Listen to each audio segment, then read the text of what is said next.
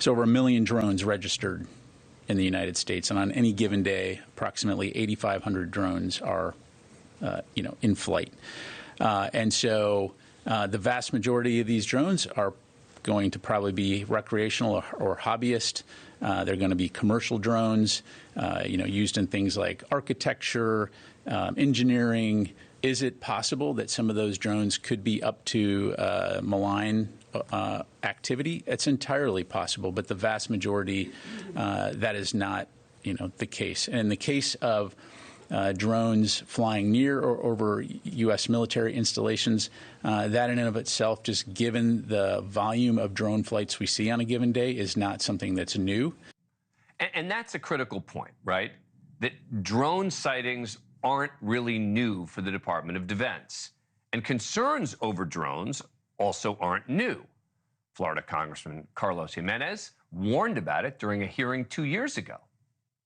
The number of unmanned aircraft systems, commonly known as drones, in our nation's airspace is increasing, and their technical capabilities are continually improving.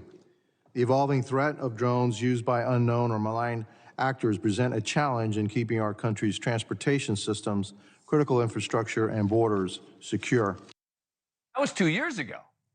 Joining us now is Republican Congressman Carlos Gimenez from Florida, member of the House Homeland Security Committee. Congressman, thanks very much for coming on. Appreciate it. So this is something you've been talking about for a while now. What do you make of the recent sightings? Are you more concerned today than you were 2 years ago? Give us some perspective. I don't think I'm more concerned today than I was 2 years ago, because I was pretty concerned 2 years ago. Actually, I was concerned when I was mayor of Miami-Dade County back in 2018, 17. I was concerned about drones then. We operated, and we operate, Miami-Dade County operates Miami International Airport. And I was very concerned about drones, perpetrating a terrorist attack on that airport, especially with the advent of artificial intelligence. And so for that reason, I actually took a trip to Israel to see what they were doing about drones and how they were protecting their airspace and their airport from drones. And, turns out that they were concerned about it too.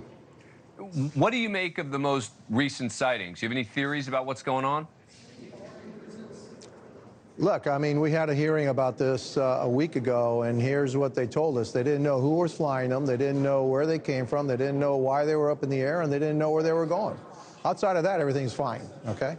And so, yeah, I'm concerned about it.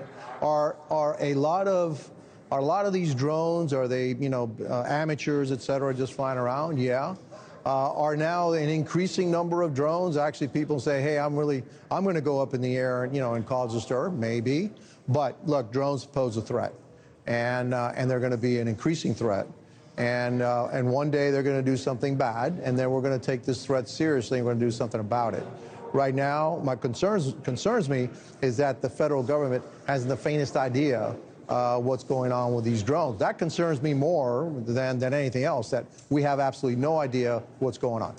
So you heard there when they were questioned at the Pentagon about why there was a classified briefing, right? Why was it behind closed doors for the House Intel Committee? And the answer was, well, you have to ask Congress about that. Do you have any sense of why this was held behind closed doors if, according to the administration, there's kind of nothing to see here?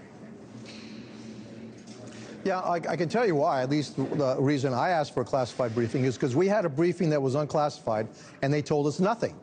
Well, let's go in a classified setting, and so maybe they can tell us what they couldn't tell us in an unclassified setting. So I don't know what happened or transpired in that classified setting because I wasn't there, but we've been asking for a classified setting. So in the case that they do know something, that at least we would know that they know something.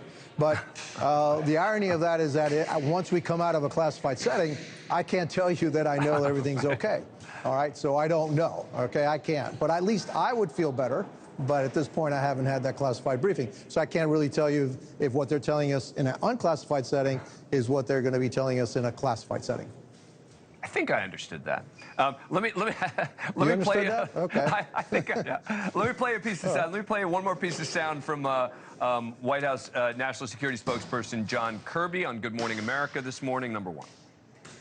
after days of going through the various tips, days of looking at analysis, days of increasing our detection capabilities, including visual observers on the ground, we assess that these drones, these aircraft people are seeing, are a mix of law enforcement drones, commercial drones, and hobbyists. We continue to see nothing that indicates a public safety risk or a national security risk. Your reaction? I think, well, I would feel better if they said we followed these drones back to their source and that's what we identified, but they didn't say that.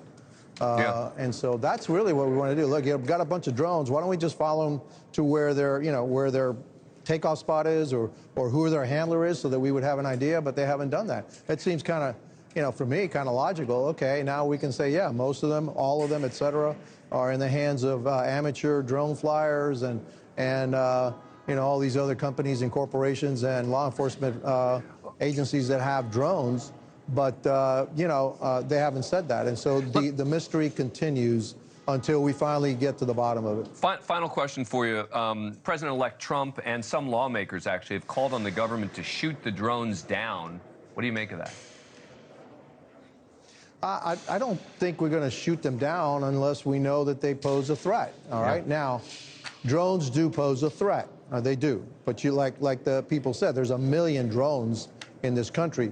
Most of them, the vast majority of them, are being used for either recreation or there has a legitimate purpose to those drones. So no, I don't think that we should be going around shooting them down, but we should be able to identify those drones that pose a threat, and we should have the capability to take them down when we identify one as being a threat. The problem is, we have some capabilities that disrupt, the pilot and the drone in certain instances, but with the advent of artificial intelligence, when you don't need a pilot anymore, those drones are going to pose a significant problem to the United States and its citizens. We need to be able to identify those that pose a threat and have the capacity, the capability to take them down when we deem that they do indeed pose a threat. Give Congressman Gimenez credit. He's been talking about this for years. The rest of us are just starting to talk about it now. He was raising the flag about this a long time ago, and people are finally listening. Congressman, thank you very much for coming on the program. Appreciate it. Thanks for watching. Go to joinnn.com to find NewsNation on your screen, and don't forget to click the red subscribe button below to get more of NewsNation's fact-driven, unbiased coverage.